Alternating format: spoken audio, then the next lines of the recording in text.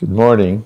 Our connection to our last discussion was Yogi Berra, who may or may not have said, predictions are hard, especially about the future.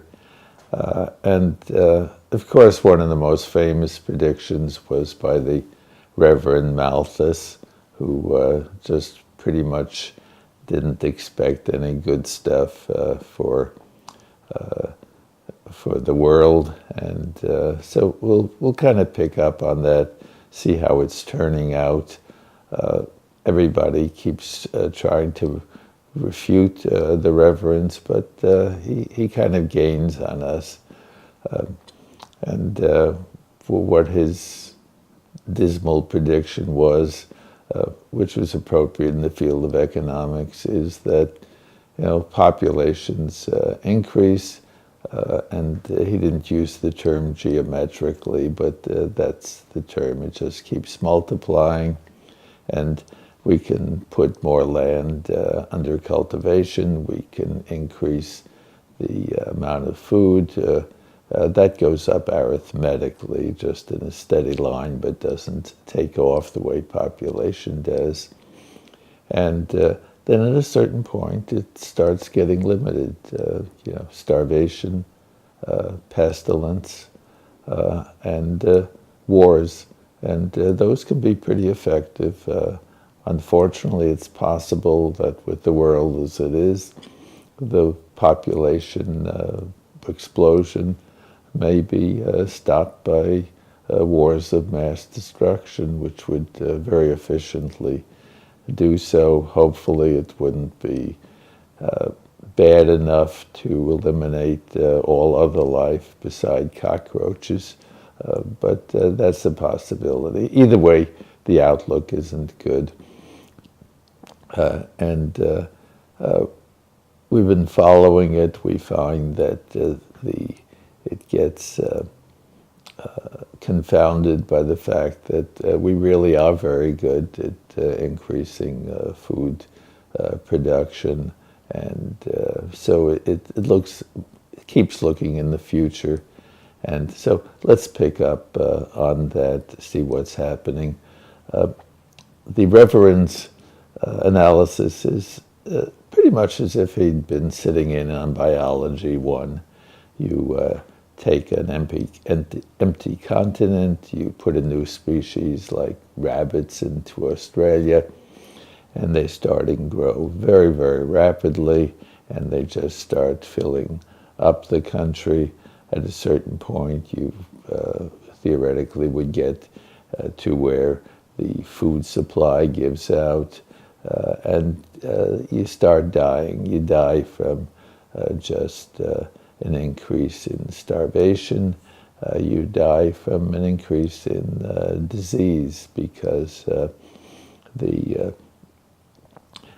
as you start starving, the resistance goes down. So it limits from what we'd call pestilence and starvation, and stays there in a pretty miserable state. Now, biologists just are fond at this point of introducing a predator, and the predator just starts eating our species of interest, and its population goes down. Now, as the population goes down, the number of predator-prey interactions, namely deaths, goes down too. So at a certain point it stabilizes, and the predator is eating the prey. But it has the benefit of not multiplying that quickly. So in spite of the fact that it's getting eaten, it thrives. It has a fair amount of food, stays healthy, running away from the predator, and everything's sort of stable.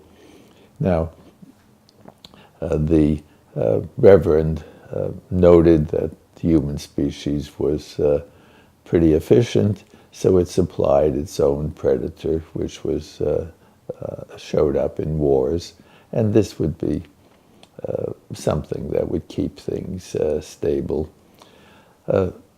Now, the thing that the Reverend wasn't considered was he just simply assumed that the birth rate would be constant. So if you have families that the wife gets pregnant 20 times, you can increase pretty rapidly and keep going up. The human species is able to change. We have two types of reproduction in animals. One we call R, where they simply expand very rapidly. You have a lot of births and a lot of deaths. The other is called K, where you don't have as many births, and the children are really taken care of and they survive. And these are two different systems. The gift to the humanity is that we're able to do both. So as things get better, as more of the offspring survive, the birth rate goes down. And this has been a gift which is working pretty well. You get an area like Kenya, which had a number of 6 children per mother, that's gone down to where it's below 3. And this is cut down the rate of increase overall. We still have areas like Nigeria, for example, and Bangladesh, which are going up like crazy. But other areas is going down. And we now have a different problem, that the population crash. And so we have in Japan 1.3 per parent, and in countries like Singapore and in South Korea, we are really crashing. You have 1 child per mother, and in China we had this forced limitation of 1 child per family, and it's continuing even in areas where it's not forced. The parents feel that it's appropriate to have fewer children, even if they're permitted to have more. So we have 2 different issues. We have the issue of an excess population going wild in certain areas, and in other areas we have a population crash. And this is not only good in one area, bad in another area, but it's will tend to destabilize. And the issue that we need to address for the future is, how do we approach this destabilizing problem?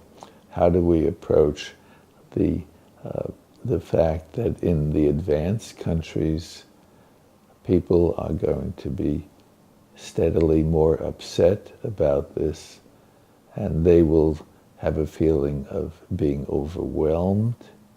And how do we prevent this from becoming a menace to world peace? We'll pick this up next time.